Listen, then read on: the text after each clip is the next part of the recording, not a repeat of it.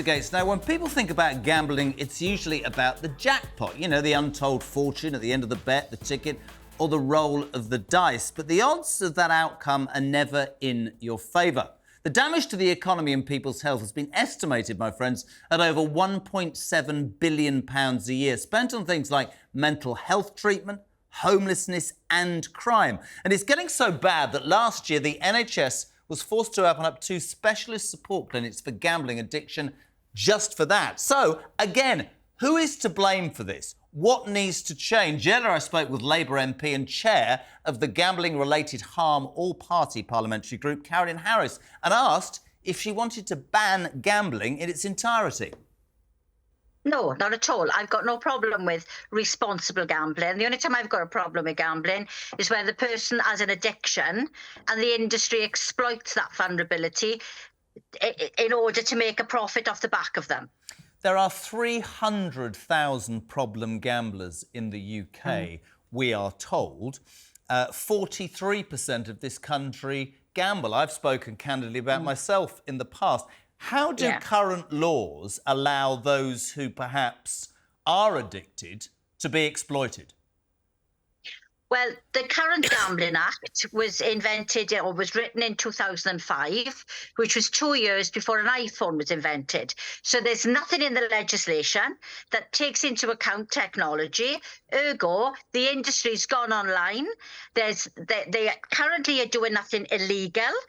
They're doing plenty immorally, but until we can get that legislation changed, that they're held accountable for what they do online, then with this problem will continue to escalate. It's interesting, isn't it? Because when I was, in my late teens, early 20s, you go to the bookies. Now you can gamble 24 hours a day on your mobile phone, exactly as you say. And you see these companies, I've seen the adverts on television saying, gamble responsibly. If you can't afford it, stop. It's not really a positive thing to say to somebody who can't stop because they think they're going to have a win round the corner. And of course, we are right, you are right, social media, certainly the mobile phone, you can do it every minute of every single hour every day. Yeah. And that message sends a message to the public that it's the individual who has to take responsibility for their gambling. It does not acknowledge that the product is designed to become addictive, just like alcohol, just like drugs. And once it's hooked you, you can't walk away from it. You can't act responsibly because you are completely lost in that world that it's trapped you in. Do you think certain companies take advantage, and that's where the government needs to be stronger in its legislation to say, you need to be more proactive in how you care for these people rather than, in your words, exploit them? Yeah, it's not certain companies, it's the industry, the online industry in its entirety. They saw very, very enterprising. They were very forward thinking. They saw after 2005 there was an opportunity here that when technology developed that they were going to fill that niche, and they filled it to the maximum. They've got market share. All of them have got market share on the punters, and now it's just about what they can actually do to get more and more money out of these individuals. And unfortunately, that will often mean that people will commit crime. They will lie, they will steal, and unfortunately a lot of people will take their lives because they're so desperate. And it probably won't be because of the debt they're in or for the crime they've committed, but for the embarrassment and the knowledge that they cannot escape it because they are literally trapped in a world that just keeps on dragging them back in all the time. And what's really interesting is how you started when you said, I don't want it banned. I want some acknowledgement that legislation should change and be more wide-ranging because, of course, the gambling industry provides the UK economy with a huge amount of money. And there the government has to balance the books, I guess, between financial gain and morality, right? Well, no, it's more than that, because if you think that NHS England will not take gambling money to fund clinics to help problem gamblers because the industry has too much influence over how the money is spent and how they should deliver the treatment. If you think about the effects it has on the individual, how many people have got long-term mental health problems? How many people have got PTSD? How many people become homeless? How many people kill themselves? How many people become benefit dependent? How many families become destitute because of a problem gambler, affected others.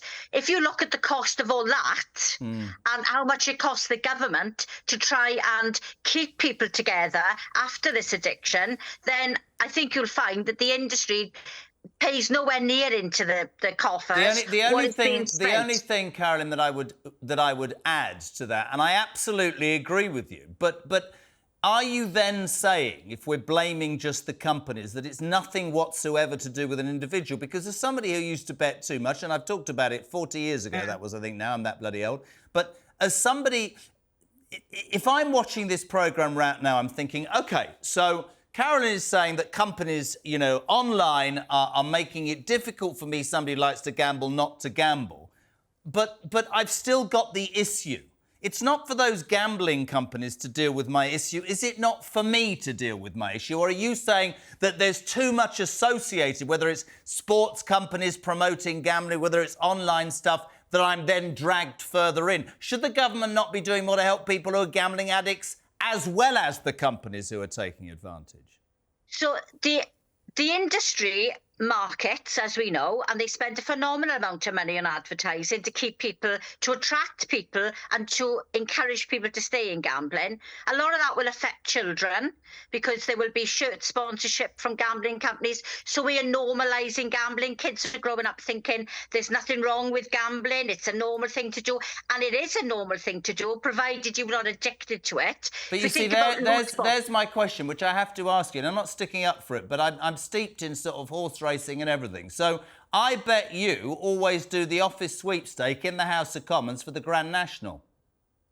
I don't actually, because there's not enough of us in the office. But you know what I mean. I don't want to. Yeah, I'll go to the races and put a bet on a horse. But how do we not know that you're not going to become a gambling addict if, because of the Grand National sweepstake, this is my question, you then go to horse racing and love it? I'm not quite sure how the government can police addiction. Well, they can if it's online, because they can stop the predatory practices where if someone maxes out a credit card, which was happening regularly, and they would max out 4 or 5 credit cards, then surely it's the responsibility of the company to think, if this person's maxed out 1, 2, 3, 4, 5 credit cards, why are we allowing them to immediately gamble again with another credit card? I completely agree. And I'm that old, I remember when they started putting cash machines inside bookmakers and inside casinos and inside places where you can have a punt. There was a case, of course, wasn't there, Carolyn? The bookmaker was fined for behaviour, including allowing one customer to open a new account and spend something like over 23 grand in 20 minutes and allowing another to open an account and spend, I think it was nearly 18 grand in 24 hours. Those sorts of companies, you cannot say that they're taking that person's best interests at heart, right? But But there's a lot of people in that position. There's a lot of individuals who have been able to gamble obscene amounts of money, which they never in 1,000 years would they have been able to earn. A bit like mortgage companies giving big mortgages to people who can't afford it, isn't it? It's worse because these people are spending, they classed as being VIP customers, so they're classed as being really big speculative gamblers, maybe gambling as much as 15, 20, 25,000 a day. There's no affordability checks done to check how much that person is actually earning. And by the way, they get rewarded. Dave's absolutely right, I need to know. They get rewarded for losing money. You're right, the VIP status. So actually... They're being rewarded for failure and made to feel important. That's They can't get the money out that they win. They've got it so that there's this thing where if they win, they can't immediately withdraw the money. They have to stay there for so many hours. I think it's 48 hours. So by the time that 48 hours is up, if you're an addicted gambler, you've spent that money again and again. Listen, I know that. Just one final question. The lottery. Do you play the lottery? Not now. I used to, but I don't anymore. You called it a slippery slope with casual gambling. And this is my thing. Like, I actually agree with you. But then are we going to get to a point where we say you can't go to a pub and have more than 2 drinks because you might become an alcoholic? No. There's the issue. No, it's not about policing people's social habits. It's about it's about looking at the National Lottery for good causes. Yeah. I've got very little issue with that. They don't give as much to good causes as they should do, but I've got a problem with that. If you look at the National Lottery online presence, where kids as young as 16 can play, and they were allowed to open accounts and spend 300 quid a week. Now, I don't know about you, Jeremy, but none of my 16-year-olds had £300 a week to be able to spend on lottery tickets, or when you go into a shop and you see somebody buying copious amounts of scratch cards. There is no individual who's working in a supermarket who's going to say to a person, you can't buy that, you've spent enough. It's not their job to do that. They're not there to police it. So that's my problem with the lottery, that again, it exploits those who are susceptible. Some people are chasing money out of desperation. Yeah. Some people are addicted and are they just don't care how much they lose. They just want to be gambling. Those are the people that we should be helping. The industry should be helping, and the government need to legislate to support.